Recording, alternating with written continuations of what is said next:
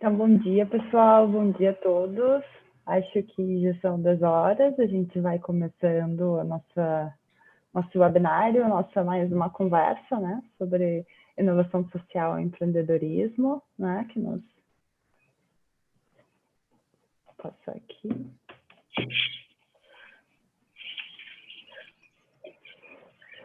Então, bom dia, pessoal. Bom dia a todos. Acho que já são 2 horas. A gente vai começando a nossa...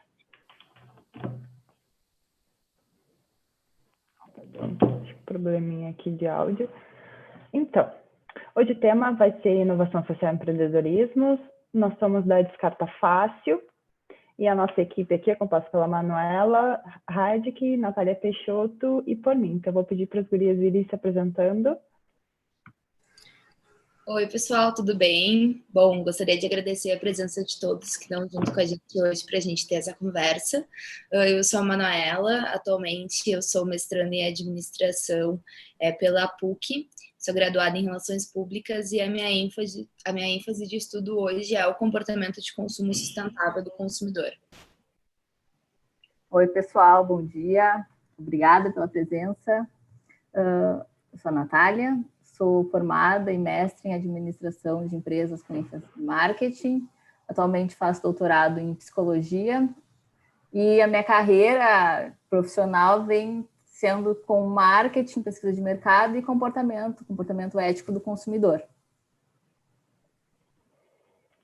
Então, eu sou Thaís Nascimento, eu sou administradora mestre, atualmente estou fazendo doutorado em administração, também os temas de comportamento do consumidor, consumo consciente, comportamento pró-ambiental. Também atualmente sou embaixadora, né, da Semana Lixo Zero em Porto Alegre, então a Descarta Fácil aqui, ela está organizando a Semana Lixo Zero 2020, e daí a gente resolveu fazer esse webinário, né, para falar um pouco mais das questões empresariais que passam pelas empresas de impacto social.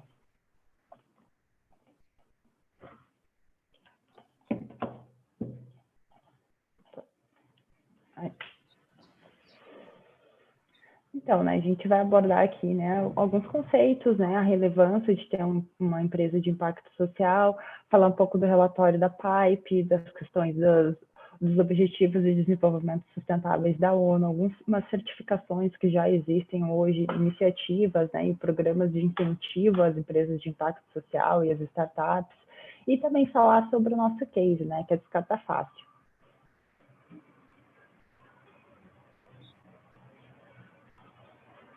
Então, as inovações, pode falar, Natália. Sim, começando então com as inovações, né? As inovações, elas representam uma ruptura em relação às rotinas, às maneiras que a gente pensa e às formas que a gente age normalmente, né? As maneiras de agir prevalecentes.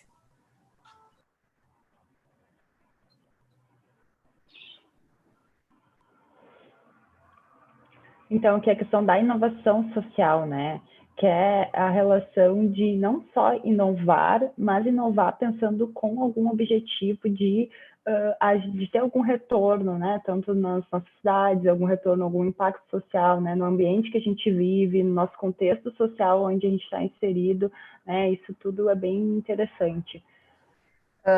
Aqui a gente trouxe, né, duas personalidades que a primeira que deu início a essa questão da inovação social, que é a Florence Nightingale, que ela é considerada a mãe da enfermagem moderna, porque ela inovou no sentido de humanizar o tratamento médico de pessoas vulneráveis e mais humildes, né, na Guerra da Crimeia. Outra personalidade importante atual é o Muhammad Yunus. Ele é considerado o pai do microcrédito, tá? Ele é um economista indiano, que ele então, tipo, o principal negócio dele é fornecer microcrédito para negócios sociais e pessoas que normalmente não teriam acesso a esse crédito. Então, em 2006, ele foi premiado com o Prêmio Nobel da Paz, ele e o banco dele, né, que é o Grameen Bank.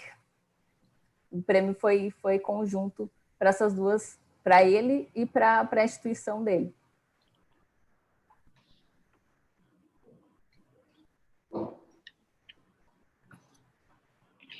Bom, então, quando a gente vai falar sobre inovação social, né, como as meninas já falaram, elas configuram como uma iniciativa que tem o objetivo de proporcionar respostas que são inéditas a vários problemas que são considerados problemas sociais. Então, a exclusão social, a questão da pobreza, abandono escolar, questões de gênero, enfim, de raça, entre outros. Então, quando a gente está pensando em inovar socialmente, a gente tem que pensar nesse foco em resolução de um problema social. A inovação, então, e o empreendedorismo, eles estão muito ligados, tá? O pai do empreendedorismo, que a gente sempre estuda na faculdade de administração, quando a gente fala de empreendedorismo, é o Joseph Schumpeter. Então, ele considera esses dois conceitos muito entrelaçados. Então, a inovação e o empreendedorismo, ele pode surgir através de um novo produto, de novos mercados, na criação e descobrimento de novas fontes de matérias-primas, não só através de produtos acabados, mas também produtos semi-acabados, como desenvolvendo uma nova peça, um novo material, e também pela uma nova organização produtiva, né? Uma nova estrutura de mercado.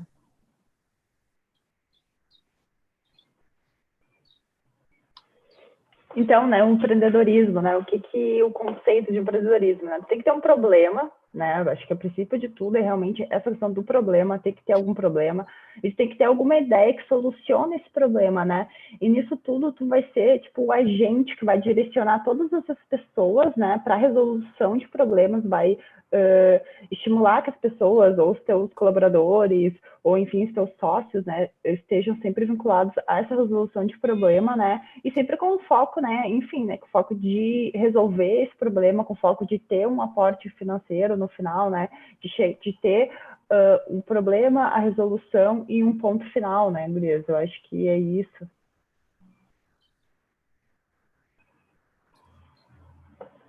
Que daí foca muito na questão, né, de idealizar, coordenar, realizar projetos, serviços, negócios, né? Essa questão de empreender hoje, né? Ele tá muito em voga, assim, né? Ele traz também algumas partes um pouco que são um pouco críticas, né? A questão de como é difícil empreender no Brasil, mas também, né? A gente está sempre estimulando, né? Acho que hoje no Brasil é bastante estimulado que as pessoas empreendam, né? Tenham ideias, né? Coloquem fora do papel todas essas ideias inovadoras que as pessoas têm para resolver problemas que já existem, né? Resolver os problemas que já existem de maneiras diferentes. Sim, a solução de problemas sociais, né? Os problemas sociais nada mais são do que uma certa ineficiência do governo em dar acesso e condições para todas as pessoas, e os negócios de impacto social, né? Eles surgem como essa proposta de solucionar esses problemas, né? Não, e também é algo que a gente estava conversando esses dias, né, Gurias, em relação ao empreendedorismo, que não necessariamente ele está linkado ao abrir um negócio, abrir uma empresa, iniciar um novo modelo de negócio, mas também a gente fala muito do intraempreendedor, né? Que é essa pessoa que é um agente de mudança, que consegue olhar para esse problema de forma crítica dentro da sua organização, dentro da empresa que trabalha, enfim, o local onde atua, e consegue, então, fazer mudanças, né, em prol de resolver essas questões que, por vezes, enfim, outras pessoas do mesmo ambiente acabam não resolvendo. Então, esse conceito não necessariamente tu precisa abrir um CNPJ, né, digamos assim, mas existem várias maneiras de empreender e uma delas é através do intraempreendedorismo. Sim, com certeza. Não, isso é super importante, né? Porque a maioria das pessoas não tem o aporte financeiro, o conhecimento necessário para gerir uma organização inteira, e até porque isso é um negócio que exige um perfil mais tolerante ao risco, né? Mas essa questão do intraempreendedorismo, em encontrar maneiras de solucionar os problemas, né, da tua empresa em que tu já trabalha, dar acesso e dar suporte para os teus próprios colegas de trabalho, também pode ser uma excelente maneira de tu já ir testando se tu tem esse perfil para, de repente, no futuro, se tu quiser abrir a tua própria empresa, né? Então, um ponto, assim, que é bem interessante, que às vezes as pessoas têm muitas dúvidas, né, em relação a como que eu faço? Eu tenho uma ideia, eu já tenho um problema, mas eu não sei, estou com muitas dúvidas, o que eu faço primeiro, né? Então, aqui, acho que a gente vai passando, assim, né, passo a passo, mais ou menos, o que é mais importante, né? O Lean Canva é uma metodologia muito utilizada, tanto para as questões de empreendedorismo, também questões de organização mesmo, né? De, tipo, o primeiro passo que tu precisa fazer para se organizar como uma empresa ou como, enfim, né, como a Manu falou ali, né, microempreendedor, pessoa individual, enfim. Tem uma ideia, o que eu faço? Tá, ok. Já pensou qual é o problema que essa tua ideia resolve, né? Acho que a questão número 1, que é muito batida, é a questão do problema. Se a tua ideia que tu tem, ela resolve o problema, qual é o problema que ela resolve? Tu tem que pensar muito em relação ao problema. Tá, é um problema X, ok. Tá, tu já tem a solução? Tá, daí, ok. Daí tu vai ali para segmentos de clientes, né? Que daí, enfim, quem vão ser os seus clientes, né? Quem são as pessoas que vão utilizar essa tua solução? Vai ser empresa, vai ser público final, vai ser consumidor, né? Vai ser uma comunidade, né? Então, isso tudo tem que ser bem pensado, assim, né? Para a gente conseguir se organizar como estratégia mesmo, né? Sim, como é importante tu segmentar ao máximo. Normalmente as pessoas elas vão muito, mulheres ou, sei lá, pessoas de 18 a 65 anos. Isso não é segmentação, né? Qual é a minha segmentação de clientes? Tá. Mulheres que têm ensino superior, como é que é o dia a dia dessas mulheres? O que elas fazem? Quanto que elas recebem? Elas são formadas em quê? Que bairro elas moram? Com quem que elas convivem? E aí entra também uma outra ferramenta que é muito utilizada, que é para a criação da persona, né? Para tu realmente contar uma historinha ali, como é que é essa pessoa, o que ela escuta, o que ela fala, com quem que ela convive. Até uma coisa assim, Natália, antes de entrar nisso, né? O que é uma persona, né? Porque isso também foi uma coisa que você falam muito, persona, tá, mas o que é uma persona, sabe? Porque também, às vezes, até a nomenclatura, às vezes, ela dificulta um pouco a gente entender, né? Porque é a mesma coisa que tu fala, não, é um segmento de cliente, sim, mas a persona é realmente, tipo, como se fosse um consumidor, né? Uma pessoa ou uma empresa que realmente vai utilizar o teu serviço. Então, você imaginaria, tipo, uma persona seria bem como se fosse uma pessoa, né? Você vai criar, por exemplo, agora está muito em voga o avatar, como se você criasse um avatar do seu consumidor final, do seu cliente, né? O próximo passo daí, então, depois, é a proposta única de valor, que é o que o teu produto vai entregar. Qual é o slogan dele? Qual é a principal característica do teu produto, do teu serviço, da tua startup, teu negócio de impacto? Qual é o principal dele? O que ele se propõe a fazer? Depois a gente vai para a solução, que daí a gente entra muito aqui na questão do produto mínimo viável, né, na solução. Que é qual é o conjunto mínimo de funcionalidades que o teu negócio precisa ter para tu testar a tua ideia, para tu entregar a tua proposta de valor para o teu cliente.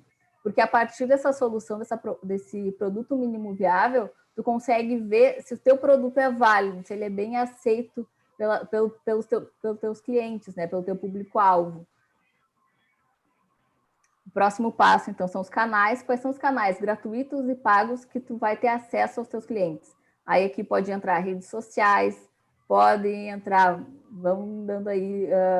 Site próprio. Site próprio. Quais são as outras coisas? Deixa eu pensar. Ponto de venda. Ponto de venda pode ser um dos canais. A questão do varejo em si, né? Como é que vai ser a questão da logística, da distribuição, todos os canais também que tu vai utilizar, não só para chegar no teu cliente, mas, por exemplo, se tu tem um produto, né? Enfim, tudo isso tem que ser contabilizado e tem que ser colocado ali, né? Tanto na forma de disseminar, que seria, né? Redes sociais, site, patrocínio, mídias, e também as questões internas da tua empresa, logística, questão da estrutura, né? Tudo isso também tem que ser avaliado. Sim, nas fontes de renda, tu precisa identificar qual é o teu modelo de renda, né? Se tu vai ser assinatura, se tu vai ser... Agora é muito comum, né? Os planos de assinatura que tu recebe livros, tu recebe, por exemplo, verduras em casa. Então, são uma série de modelos de renda que o teu negócio pode ter. Vai ser por produto, vai ser por acesso, vai ser patrocínio, vai ser por anúncio, por exemplo, aplicativos que muitas vezes são a fonte de receita é o próprio anúncio, né? Então, identificar e selecionar qual que vai ser a tua fonte de renda do teu negócio. E daí a gente entra na estrutura de custos, quais são os custos fixos e variáveis. Então, explicando um pouquinho melhor, às vezes tem pessoas que não sabem, né, essa diferenciação. Custos fixos, aqueles que não mudam de acordo com a quantidade de produtos e serviços que tu presta. Por exemplo, luz, energia elétrica pode ser um custo fixo, água pode ser um custo fixo, salários são custos fixos, mas aí, por exemplo, comissão já é um custo variável, porque tu paga por venda, digamos assim. Então, essa estrutura de custos a gente precisa ter bem clara, porque essa parte das fontes de renda e as estruturas de custos, elas determinam praticamente quase que o sucesso da tua organização, porque não adianta ter uma ideia brilhante se essa parte de financeira não está bem estruturada. Mais algum ponto em relação aos custos? Por exemplo, eu fico pensando na própria Descarta, né? A gente tem um custo fixo, a gente tem despesas com site, hospedagem, questões de marca, que tu quer, se vai registrar ou não, né? Então, são coisas que as pessoas precisam estar atentas, né? A questão do investimento inicial também, né? Por exemplo, se tu é uma empresa que, enfim, vai empreender ou até mesmo que, eu quero colocar, sei lá, 5 mil, 3 mil de investimento inicial, e depois ali tu já vai manejando os custos fixos, né? Já faz uma previsão, mais ou menos, né? O que é interessante fazer uma previsão de, sei lá, 6 meses com os custos fixos, né? E daí, enfim, daí os variáveis também entrariam, mas eu acho que o principal, assim, tipo, para a empresa, quando ela está no início, é realmente pensar nisso, né? O que eu vou gostar, o que eu vou investir, o que eu não vou investir, né? Daí, acho que deixar isso bem claro é bem importante. E nessa questão também dos custos, né, gurias, é sempre importante a gente ter 3 previsões de retorno do investimento, e a gente não trabalhar com a nossa previsão mais otimista, né? Então a gente precisa trabalhar assim com, se der tudo certo, se nosso modelo de negócio ele for aprovado pelos clientes, ele realmente assim se internalizar no mercado e começar a ter retorno, a gente vai ter um melhor cenário que vai ser o cenário A, beleza? Então a gente vai ter um retorno de investimento em tanto tempo. Mas a gente também precisa entender, né? A gente está vivenciando hoje uma crise mundial, então imprevistos acontecem, questões acabam surgindo no meio do caminho, e a gente precisa sempre trabalhar, então, com 3 cenários. Em um cenário, então, o último, né, que ninguém gostaria que chegasse a esse, mas um cenário mais pessimista, assim, para que caso a gente não tenha, né, um sucesso inicial tão grande, em quanto tempo a gente teria retorno desse investimento, e se é que teria. Então, é legal da gente trabalhar com isso e trabalhar também com os pés no chão, né, e não pensando que, enfim, que tudo vai dar certo, porque algumas coisas, alguns percalços acabam acontecendo no meio do caminho.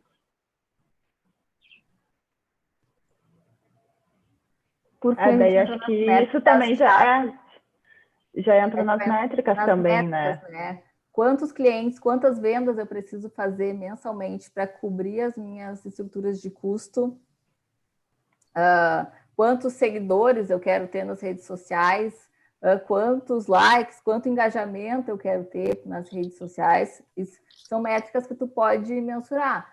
Quantos clientes eu tenho cadastrados na minha base de clientes? Então, são coisas que são fundamentais para o desenvolvimento, para o sucesso do seu negócio, que tu precisa ir mensurando, acompanhando e tendo estratégias para ir alcançando essas metas, né? E, por fim, né, o mais difícil de todos é a vantagem injusta. O que o teu negócio tem que não pode ser comprado e não pode ser copiado pelos seus concorrentes? Então, eu acho que esse é um exercício que a gente vai fazendo constantemente, né, no desenvolvimento do negócio, no próprio dia a dia, para encontrar vantagens injustas em relação aos nossos concorrentes, né? E só também a gente trouxe aqui o exemplo do Lean Canva, que é uma ótima ferramenta para a gente começar a pensar no negócio, mas também a gente tem o Business Model Canva, né, que é uma versão anterior, no caso, do que o Lean Canva, até essa questão da vantagem injusta ele não traz, mas enfim, qualquer ferramenta de modelagem de negócio é importante, e pensar em todos esses quadrantes, né? Pensar em todas essas frentes também são extremamente importantes, porque por vezes, isso depois a gente vai contar um pouquinho também a nossa experiência da Descarta, mas a gente se deslumbra muito com o nosso problema ou com a nossa solução, com o que a gente vai entregar, e a gente acaba esquecendo de olhar para outros aspectos que são muito importantes, né, na hora da gente pensar no modelo de negócio. Então, essas ferramentas de modelagem, elas são muito importantes e de fácil acesso, entrando ali no Google, consegue baixar, enfim, consegue entender como que se utiliza, né? Existem vários tutoriais. Então, para quem, se alguém aqui estiver nos assistindo, está pensando em iniciar um negócio de impacto ou não, é importante que se inicie com uma ferramenta de modelagem dessas. Exatamente. Eu vou passando aqui, né? Então, aqui acho que a gente já falou um pouco, né, nas questões, tipo, a empresa, né? Então, as questões, né, você tem que ter toda essa noção. Eu acho que o Civil Canva é muito importante, porque ele também, que nem a Manuela falou, é uma ferramenta fácil, é uma ferramenta acessível, que pode, pelo menos, estruturar as suas ideias iniciais para depois, sim, né, ver, pensar em tirar do papel, assim. Mas também a questão da gestão das áreas da empresa, né? Porque, enfim, financeiro, RH, marketing, comercial, todas essas etapas são importantes, né? Quem é que vai aplicar, né? Se você é um empreendedor individual, ou que nem no nosso caso aqui, né? Nós somos 3 sócias, então acho que a questão da divisão das áreas, né? E acho que depois, quando a gente falar um pouco da Descarta, né, a gente é meio que um faz tudo, assim, né? Acho que a gente tá muito no início, então cada uma abraça muitas áreas, né? Então, tem que ter um plano estratégico, tem que ter um plano de marketing, a questão burocráticas, né? Se vocês realmente vão abrir ou não uma empresa, vocês vão fazer um MEI ou não, o quanto que é necessário ter um MEI, né? Porque pelas rendas do MEI mensal, né? De repente é interessante iniciar com o MEI e depois, enfim, fazer um CNPJ e ter realmente uma empresa lá. Então, tem várias categorias também. Até que a gente não vai entrar tanto aqui, né? Que acho que não é o foco, mas, enfim, se a gente tiver alguma dúvida, pode nos mandar por e-mail, que a gente tem mais informações sobre isso, né? Até a questão dessa formalização ou não. Isso também é interessante de se pensar, né? O que eu quero ser? Eu quero ser uma empresa de impacto social, eu quero ser uma startup, eu quero ser realmente uma empresa ou não, sabe? Então, isso tudo também é bom de se colocar no papel, né? Quando a gente está pensando ainda sobre o problema, pensando ainda sobre as soluções que a gente quer fazer. Uma outra parte que também é uma parte, eu não digo difícil, mas é uma parte que é uma parte crítica, né? Daí, tipo, a questão de como que tu vai monetizar, né? Acho que principalmente uma empresa de impacto social, quando tu pensa no impacto ambiental ou um impacto realmente, né, na sociedade, a questão da monetização, ela fica um pouco, tu fica tendendo, né? Será que daqui a pouco a gente também teve isso na Descarta Fácil, né? Daqui a pouco a gente estava pensando muitas ideias, mas a gente ia virar uma ONG, sabe? Então, não, a gente é uma empresa de impacto social, a gente quer gerar lucro, né? Então, a questão de monetizar ali, que nem a Natália já citou, né? Como é que vai ser? Vão ser pacotes? A gente vai ter um produto ou não? Vai ser um serviço? Vai ser consultoria? A gente vai cobrar por horas, né? Horas de trabalho? Como é que vai ser o desenvolvimento, né? Então, isso tudo tem que estar dentro da estratégia, né, gurias? Sim, com certeza. A monetização eu acho que é uma das partes mais difíceis também lá, junto com a vantagem injusta, porque a gente tem 1000 ideias, quer solucionar 1000 problemas sociais, mas tá, da onde vai vir o dinheiro para isso, né? Se tu não é um herdeiro, fica meio complicado. Então, a parte da monetização é algo que é bastante fundamental para o negócio, né? Para ele se manter saudável e sustentável também, né?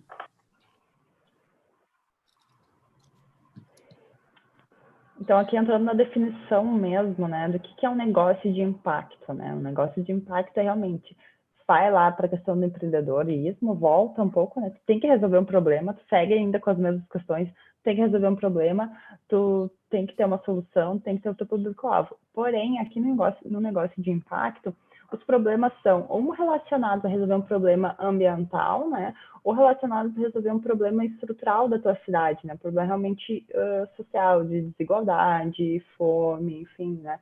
Então, e ambas as ideias de impacto social, né, elas têm que ter essa mensuração, né, de onde que eu vou atingir, se é um impacto ambiental, como é no nosso caso, tá? Em Porto Alegre, a questão do resíduo, a questão de toda essa questão da gestão tem que ser mensurável e tem que gerar lucro, né? E isso tudo, né, tem que ter como a gente mensurar qual foi o impacto, por exemplo, qual foi o impacto da descarta fácil nesse tempo que ela aplicou lá diferentes metodologias, né? Então, isso tudo tem que ser de uma maneira que seja mensurável, né? Então, a questão do impacto social, acho que ele visa bem isso, né? Não é só a questão de resolver problemas, é resolver um problema social ou ambiental.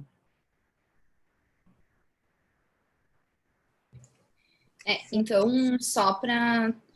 muitas vezes a gente acaba vendo empresas que têm, né, um setor de responsabilidade social corporativa ou que têm projetos sociais, mas um negócio de impacto, ele precisa ter como atividade principal essa solução para esse problema socioambiental que ele vai estar querendo resolver, né? Então, por vezes, a gente identifica diversas empresas que têm, enfim, tem um lado social muito forte, tem intrínseco nos seus valores, mas que não são um negócio de impacto porque não é a solução principal. Então, isso que precisa também ficar bem claro, né, quando a gente está pensando em negócio de impacto propriamente dito.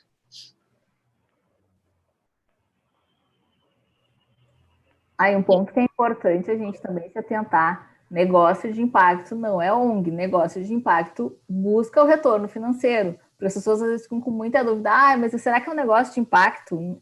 Não sei, eu quero abrir uma empresa. Tá, mas o negócio de impacto é uma empresa, vai gerar lucro, não é uma ONG, não é filantropia, é a única diferença do negócio de impacto, a grande diferença mesmo é essa questão, tipo, de resolver um problema socioambiental e mensurar isso, deixar claro quantas pessoas estão sendo impactadas pela solução que eu estou oferecendo.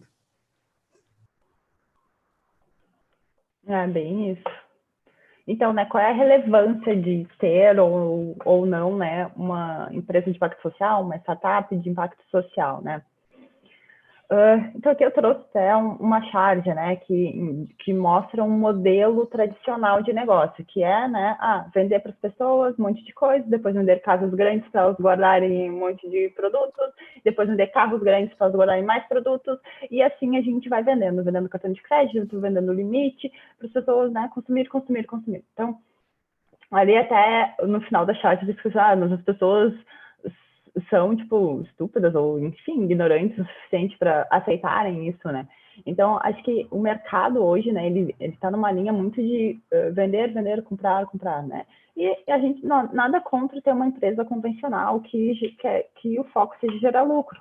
Porém, a nossa ideia, né, foi sempre, não, a gente não quer só ser uma empresa que gere lucro, não, a gente quer ser uma empresa que gere lucro, porém, a gente quer ter um impacto social, a gente quer não digo, talvez, né, acho que talvez uma utopia mudar a vida de alguém, né, incentivar a questão dos catadores, valorizar os catadores, fazer com que as pessoas pensem mais sobre a questão da gestão dos resíduos, né, então isso também é um importante motivo, né, por que você está fazendo isso, quais são os valores, né, acho que os valores pessoais de cada uma de nós aqui do Descarta Fácil está muito alinhado com a Descarta Fácil, né? Então a gente realmente faz isso, a gente vive isso, a gente busca isso, né? Então a gente não se sentiria bem, eu acho, né? Tendo só uma empresa, não, quero só lucro, deu.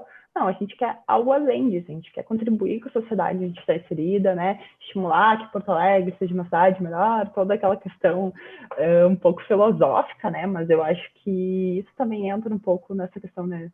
Do que nos motivou a ter essa empresa e do que nos motiva a acreditar em empresas de impacto social.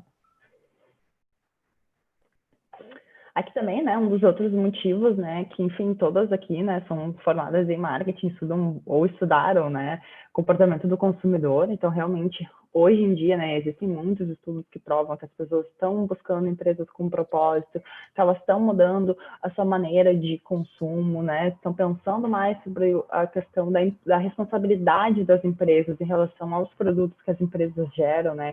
Então, isso eu acho que é um ponto bem interessante de saber que não, existem consumidores que têm esse posicionamento, existem consumos para empresas de impacto social, existem áreas para isso, né. Não sei se vocês querem comentar alguma coisa.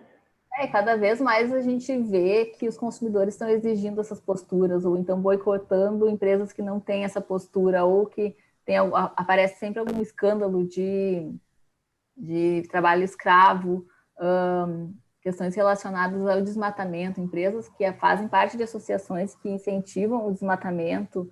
Então, a gente vê que os consumidores acabam estão tendo uma postura mais crítica em relação a certas posturas das empresas. Então, sim, negócios de impacto são super importantes e é o que a gente defende, a gente se caracteriza por ser um negócio de impacto, mas também as empresas tradicionais, elas estão tendo que adotar essas posturas mais responsáveis em relação tanto ao meio ambiente quanto aos problemas sociais, né? Um exemplo que a gente pode citar até é a questão do processo seletivo de trainee da Magazine Luiza. Não é uma empresa de impacto social, mas ela se responsabilizou por fazer uma seleção exclusiva para pessoas negras. Então, essa questão da responsabilidade está sendo cada vez mais cobrada, né, das empresas. E até aqui, gurias, uma pergunta aqui do YouTube, né, que vê se toda empresa pode se tornar um empreendedor social, mudar culturas, né? Eu acho, assim, que, por exemplo, se uma empresa, ela surgiu, por exemplo, até agora continuando o exemplo, a Magazine Luiza, né, ela, enfim, iniciou pensando, enfim, né, no lucro e tal, só que ela tem uma questão de responsabilidade social corporativa muito forte, né, enfim, daí ela também, como mulher, isso tudo tem uma pegada muito forte, né, eu não sei se ela poderia mudar todo esse propósito dela e se tornar uma empresa de impacto social, não sei se nem seria isso um dos objetivos, sabe? Eu acho que muito mais do que uma empresa mudar e se tornar uma empresa de impacto social, que talvez eu acho que não faz tanto sentido, eu acho que todas as empresas podem ter preocupações com o impacto social e todas as empresas podem mensurar o seu impacto social, né? Mas não necessariamente mudar toda a proposta de valor ou mudar todo o planejamento estratégico, né, Gurias? Não sei se você tem alguma coisa para adicionar sobre isso. Eu acho que o que caracteriza principalmente o negócio de impacto social, uma empresa de impacto social, é o core business. Qual é a minha função principal? A Magazine Luiza, ela vende móveis. Então, não seria uma questão de impacto social. Talvez se o negócio dela fosse vender móveis só de material, de madeira, de reflorestamento, ou de aqueles materiais mais rústicos, por exemplo. Então, talvez ela se caracterizasse por uma empresa de impacto social, mas eu acho que ela é mais uma empresa com responsabilidade social, não um negócio de impacto.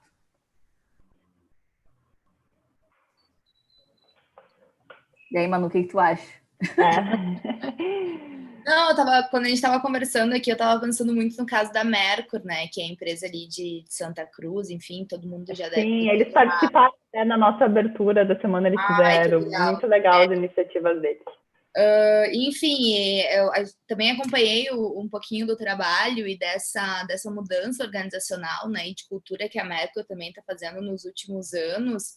E, enfim, a Mercur não é uma empresa de impacto, né, de impacto socioambiental, mas ela é uma empresa, enfim, tradicional, que conseguiu acompanhar esse movimento de mercado, essa tendência, esse desejo dos consumidores e que ela está se reinventando, tanto em questão de produtos, né, que hoje eles já estão com alguns, enfim, linha de produto, por exemplo, aquela de bolsa de água quente, que não é mais de borracha, enfim, estão fazendo com outro material, mas tanto também em questão cultural e organizacional, né, interna na empresa. Então, enfim, a gente vê alguns movimentos de algumas empresas que estão, de fato, abrindo os olhos e estão entendendo que elas precisam, né, mudar um pouquinho essa lógica. Mas, assim como a Nath falou, não necessariamente elas vão virar uma empresa de impacto da noite para o dia, porque, enfim, não é o core business delas. Sim. Então, vamos passar aqui. Outros motivos, até eu trouxe a importância, né, da economia circular, né? A gente trouxe essa notícia que é da Europa, né? Que também a gente pensou muito nisso, né? Porque, enfim, a gente às vezes costuma dar muitos exemplos de fora e às vezes não bate tanto com a realidade nossa aqui no Brasil. Mas aqui, qual foi o meu objetivo aqui? Que seria realmente mostrar que utilizando a economia circular, né? As empresas rendem muito, sabe? Elas têm muito lucro utilizando toda essa questão da economia circular, a questão do ciclo de vida do produto, reutilização, reciclagem, reaproveitamento. Então, tudo isso realmente é rentável. Então, por exemplo, né, as empresas, aqui o foco na empresa de impacto social, tem como ter muito lucro utilizando essas questões de economia circular, de logística reversa, né? Tudo isso é bem importante, né? Da gente pensar. Até veio uma outra pergunta também, né, Gris, por e-mail, né, a questão da importância da logística reversa, né, como se tem lucro com a logística reversa, né, eu acho que aqui já é uma grande resposta, né, que realmente a questão da economia, né, e não pensar a curto prazo, né, acho que isso também a gente tem que deixar muito claro, as empresas não podem pensar a curto prazo, tem que pensar algo a longo prazo, né, a questão também da energia solar, da economia que tem com isso tudo é algo que a longo prazo a gente vai conseguindo ter mais lucro, né, e mais relevância, né, para o nosso trabalho ali, para a empresa, enfim, questão do propósito, tudo isso é bem relevante. Também a questão da logística reversa é fundamental para as empresas entenderem que da onde vem a matéria-prima que eu utilizo no desenvolvimento dos meus produtos, né, ou então para os meus serviços. A natureza, ela é uma fonte de recursos que ela vai se esgotar em algum momento. Então, reutilizar esses materiais, essas embalagens, esses produtos que já foram utilizados, se responsabilizar por isso, por todo esse ciclo de vida do produto, é fundamental até para a longevidade do próprio negócio, né? Sim. E uma outra pergunta também que veio por e-mail, né? Tipo, como fazer os clientes comprarem a sustentabilidade, né? Eu acho que essa questão aqui também, dessa notícia do lucro não é tudo, também já responde um pouco isso, né? Acho que como os clientes buscam a empresa com propósito, talvez quando você pensar ali na sua solução, pensar qual é o propósito dessa empresa, né? E talvez, não digo, né? Acho que vender fica muito, como se fosse, não, transmitir essa ideia, transmitir o valor da sua empresa para o consumidor, sabe? Aproximar o consumidor da ideia de vocês, dizer, não, olha, eu vivo isso, eu faço isso, né? Então, acho que tudo isso, acho que o consumidor, ele vai criar essa conexão, né? Com a própria empresa, com o propósito da empresa, e daí sim ele vai começar a comprar, vai começar a ter uma questão de fidelidade, né? Acho que transmitir a verdade, né? Acho que a questão, às vezes, do marketing é um pouco... como que eu posso dizer, assim, às vezes ele é visto de uma maneira muito negativa, né? De tipo, não, só querem vender, só que não, sabe? Existe marketing verde, o marketing social, o marketing sustentável, então tudo isso pensando nesses exemplos de tipo a gente pensar em como a gente pode passar o propósito para o consumidor, como a gente pode colocar essas experiências, tipo a Magazine Luiza é um grande exemplo, acho que hoje aqui no Brasil, né? Como eles demonstram isso, né? Isso é bem interessante e é muito válido assim para a questão do consumidor final. E essa questão também, esses dias até eu tive que ir na Decathlon e mandei até para a Gurias uma foto, que agora a Decathlon também não é uma empresa de impacto, mas retirou todas as sacolas plásticas e colocou, né, na comunicação ali para o consumidor o impacto de quanto de lixo, enfim, que essas sacolas, de quanto de plástico que essas sacolas, né, estavam, enfim, se contabilizando lá no montante final de cada ano. E aí, agora, então, eles não disponibilizam mais as sacolas plásticas e o consumidor, se ele quiser botar os produtos numa sacola, ele precisa comprar uma sacola de papel craft a preço de custo ou então levar a sacola retornável. Foi muito interessante porque quando eu estava na fila, eu já vi as pessoas que estavam na minha frente já estavam comentando sobre isso e estavam também apavoradas, né, com a quantidade de plástico que estava sendo, enfim, o montante de plástico estava sendo produzido por ano e como essa iniciativa pode impactar. Então, por vezes, a empresa ter uma atitude dessa já gera uma reflexão, por mais simples que possa ser, né, retirar sacolas, mas já gera uma reflexão. Se a gente vai pegar o caso da Magazine Luiza, a mesma coisa.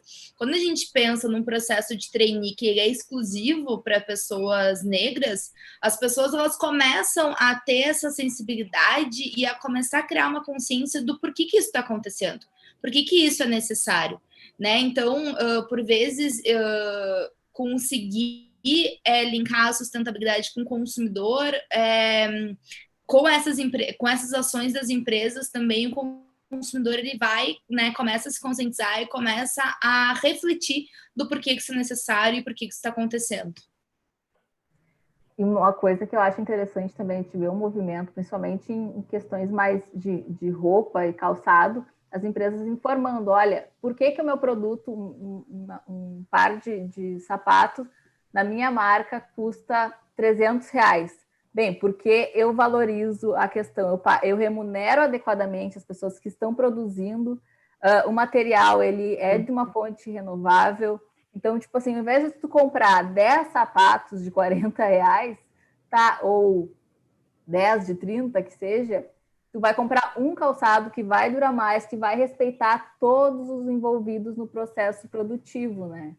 Então, acho que isso é bastante importante, tu informar o porquê, né, do preço final do teu produto. Isso. O impacto que causa, né? Tipo, não adianta nada eu vender um produto barato se eu uso trabalho escravo, que existem várias outras empresas, ou, por exemplo, vou vender um refrigerante X e ele está sempre em todo lugar, mas daí o motorista da logística trabalha 24 horas por dia e não tem estrutura, né? Então, isso tudo, isso impacta, né, no consumidor. Então, existem várias formas, né, de a gente conseguir abordar isso e passar a refletir nosso propósito, né, para o consumidor. Então, passando um pouco aqui, até para a gente não se estender tanto, né, a questão dos Objetivos de Desenvolvimento Sustentável da ONU, né, também é algo bem importante e algo que está super em voga, assim, hoje em dia, né, a agenda para 2030. Então, isso também é um dos motivos, né, porque se tem uma empresa de impacto social, o quão importante uma empresa de impacto social é hoje vista para a sociedade, tanto no Brasil quanto mundialmente, né, está de acordo com esses objetivos. Até depois, quando a gente for falar das certificações, dos incentivos, né, vários editais hoje em dia já saem dizendo assim, coloque ali a categoria, com qual objetivo de desenvolvimento sustentável a sua ideia se adequa, né? Então, isso tudo é bem enfatizado, né, quando tu vai tentar entrar em algum desses editais. Então, aqui, né, a questão desses objetivos, né, que são realmente medidas, tipo, ousadas e transformadoras, né, porque elas visam realmente acabar com a questão da desigualdade, fomentar as cidades inteligentes, fomentar toda essa questão de sustentabilidade ambiental, social, que englobam todos os países, né.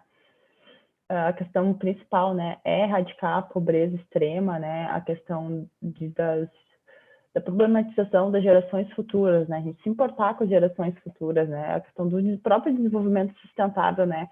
A definição do desenvolvimento sustentável é isso, né? Tipo, o que eu estou fazendo hoje e qual é o impacto disso para as gerações futuras e repensar sobre isso.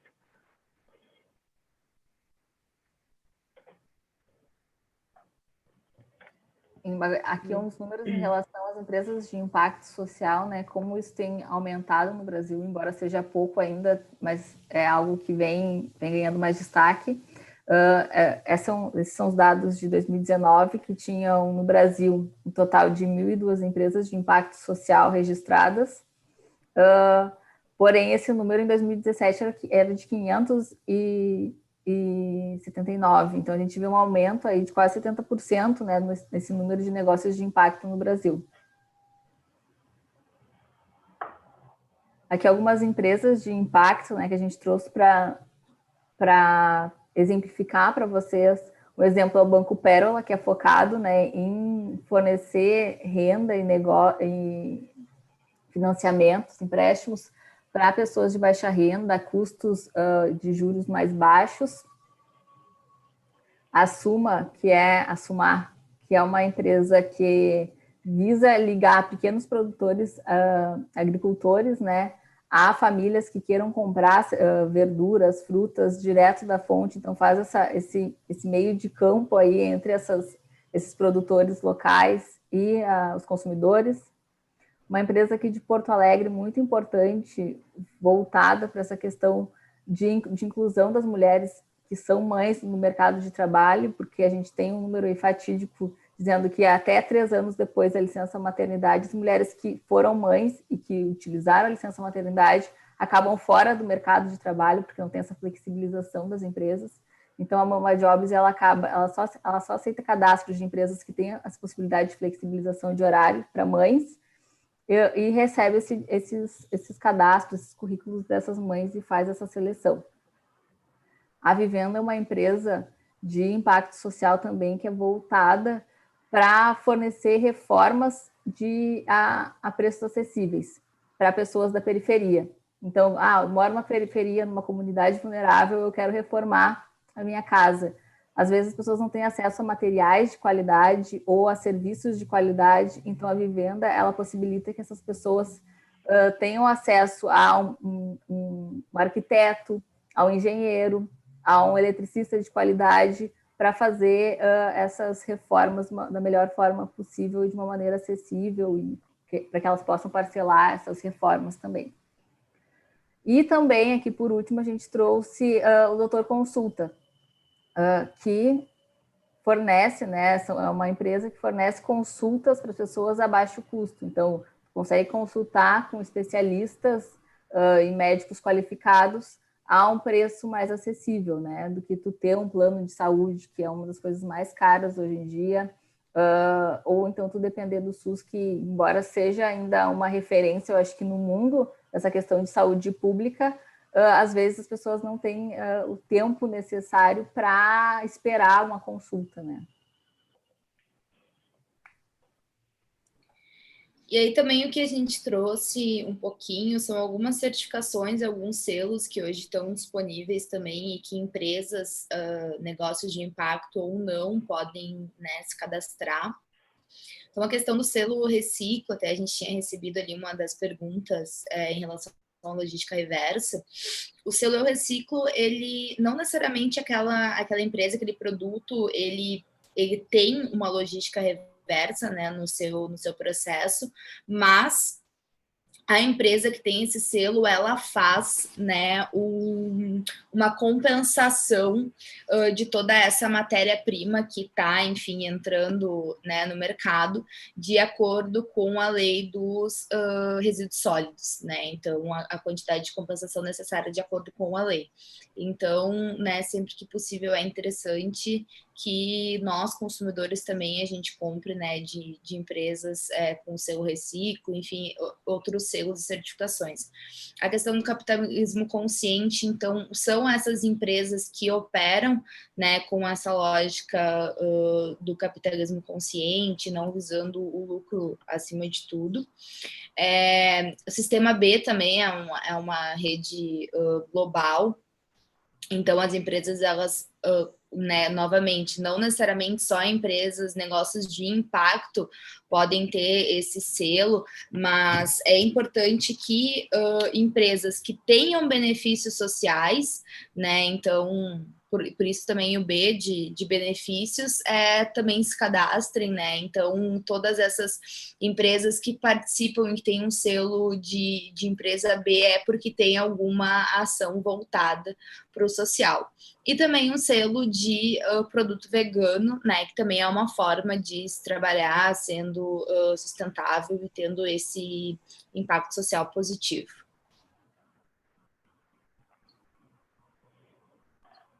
Bom, aqui a gente trouxe um pouquinho mais, né, do Sistema B, mas, enfim, o site deles também é bem completo. A gente tem em Porto Alegre algumas empresas que já são cadastradas como empresas B, né, então, para as empresas elas poderem se licenciar e receber essa certificação, elas precisam preencher alguns formulários, passam por auditorias, enfim, para que possam, né, ter essa chancela aí de empresa B.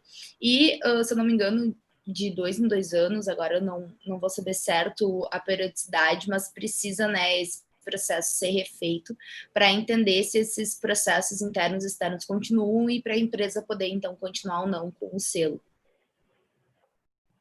Isso, até passando aqui, só para lembrar, né, a chata do horário, para a gente passar um pouquinho mais rápido para essa parte da pipe. Eu acho que depois de entrar um pouco na descarta fácil, né, que eu acho que é bem importante também da gente falar.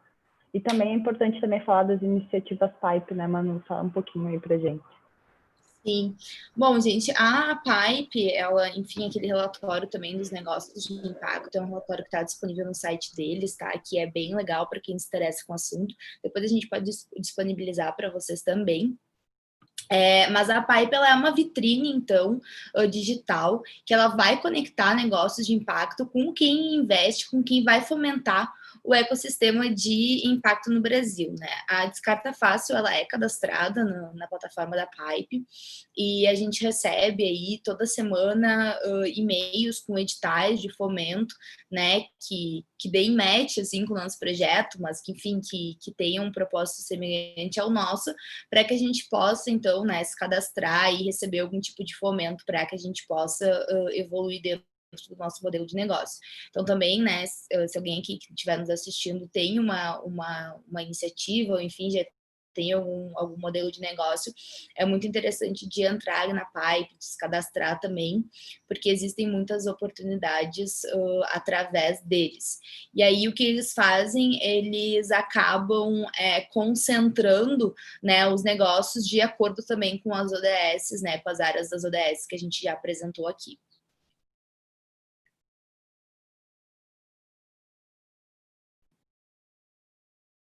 Aqui, rapidamente, as iniciativas, né, que a Pipe acaba incluindo, então, setor público e privado, instituições de ensino, parques tecnológicos, a gente vai contar um pouquinho da nossa trajetória também, envolvimento com o Parque Tecnológico ali da PUC, o Tecnopuc.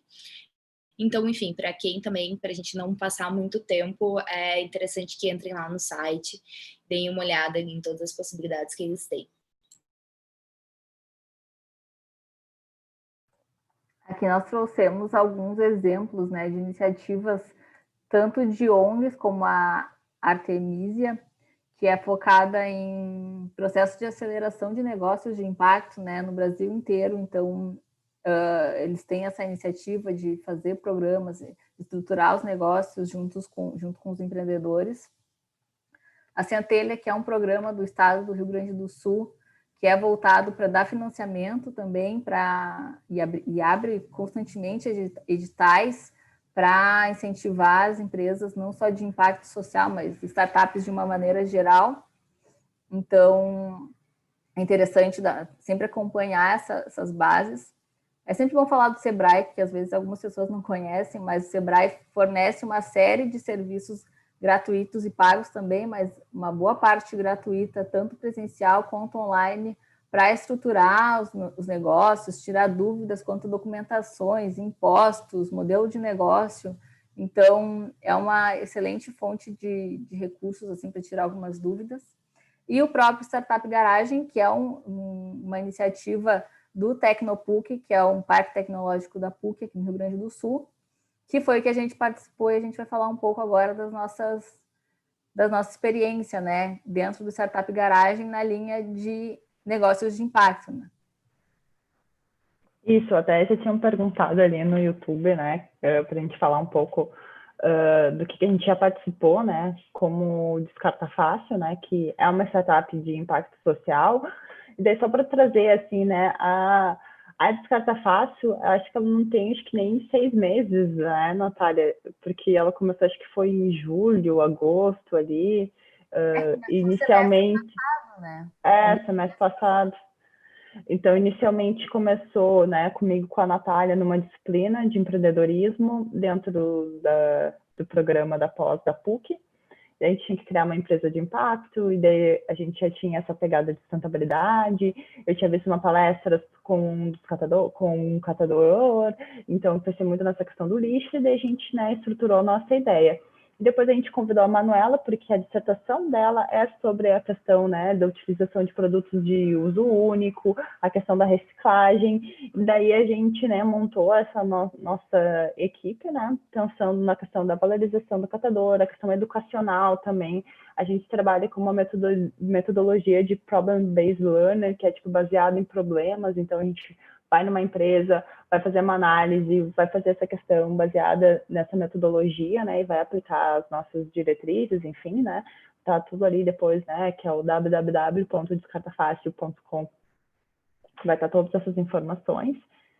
E daí aqui, né, também, né, então, a princípio, né, a Descarta Fácil já, né, com nós, como somos, né, 3 sócias, né, as 3 são fundadoras da Descarta Fácil, né, então a gente se inscreveu na Startup Garagem da PUC, né, e foram 160 empresas, né, inscritas, né, a gente se inscreveu na modalidade de empresa de impacto social, né, e ficamos depois entre as 10 finalistas, né, com um pitch final ali, a gente fez a apresentação, e dentro desses 10 finalistas, nós ganhamos um prêmio, né, que seria um prêmio da Agência Experimental de Engenharia de Software, que também é da PUC, né, para a relação de produzir o nosso aplicativo, né, que é a questão da Descarta Fácil, né, a questão de disseminar, né, a questão da gestão do resíduo e também ter um aplicativo, né, onde ele vai fazer a leitura do produto, né, informar o nível de sustentabilidade do produto e também indicar um ecoponto próximo, uma cooperativa próxima, né, conectar as empresas também, né. Então essa nossa ideia do aplicativo, ela vai ser, o protótipo dele vai ser financiado, né, com esse prêmio que a gente ganhou dentro do Startup Garagem. E também, depois desse nosso prêmio, né, nós nos inscrevemos para serem incubadas pelo Tecnopuc, daí foi um outro pitch, uma outra apresentação com uma banca de profissionais ali, né, fazendo aquelas perguntas assim, e daí também nós passamos, né, por essa banca e a partir do ano que vem vamos ser incubadas também dentro do Tecnopuc. Então a gente vai ser uma empresa realmente de impacto social que vai estar dentro de um parque tecnológico, né, que é o Tecnopuc. Daí, gurias, podem complementar aí também, né, alguma coisa aí, se vocês quiserem falar, Manuela, Natália. Não, acho que é isso, né? Sempre estar atento, por exemplo, Startup Garagem, não necessariamente a gente precisava ser todas alunas da PUC. Óbvio, a gente já tem um vínculo, mas nem todos esses programas de aceleração dos negócios tu precisa ser aluno, ter algum vínculo com a instituição. Então, é sempre bom assinar essas newsletters dessas instituições para ir recebendo, que eles sempre mandam novidades e quando os editais estão abertos, quando as inscrições para os programas estão abertos, para vocês irem acompanhando e validando, né? Porque a gente, durante esse processo no Garage, a gente foi recebendo mentorias e tendo palestras para como estruturar o nosso negócio, né?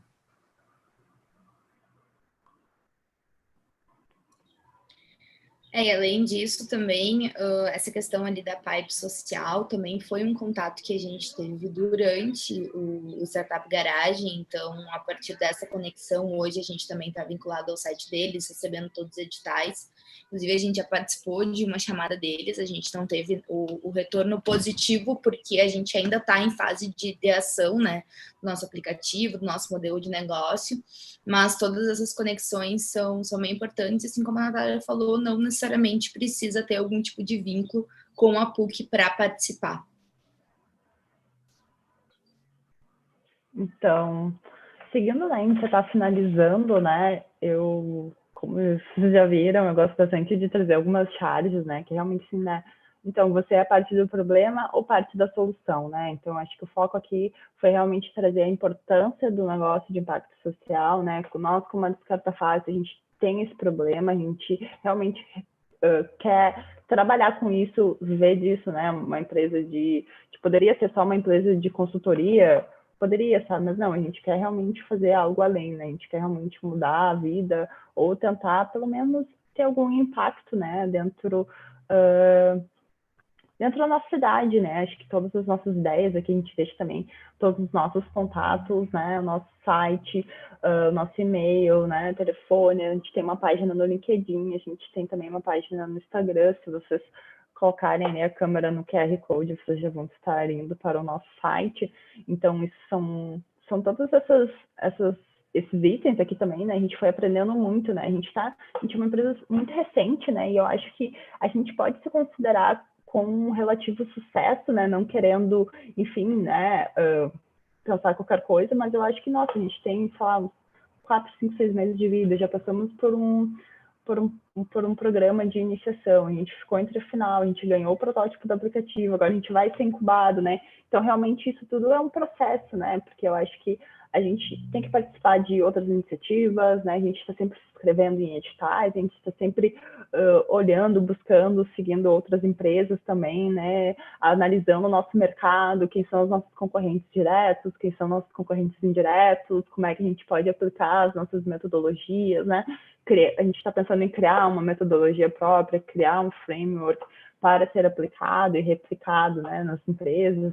Então, isso é bem interessante. A gente está, enfim, no início, né? A gente tem muito ainda para aprender e para crescer, mas eu acho que o principal é realmente a gente pensar, né, em uma solução viável, sustentável, que vai impactar pessoas, que vai ajudar, né, um grupo de pessoas e também nos trazer, né, retorno financeiro, porque, enfim, né, a gente dedica nosso tempo, nosso conhecimento, então aplica nossas metodologias, né, então isso é bem importante, né, a gente estruturar, né, as nossas ideias, estruturar a Descarta Fácil realmente como uma empresa de impacto social, como uma startup de impacto social, né.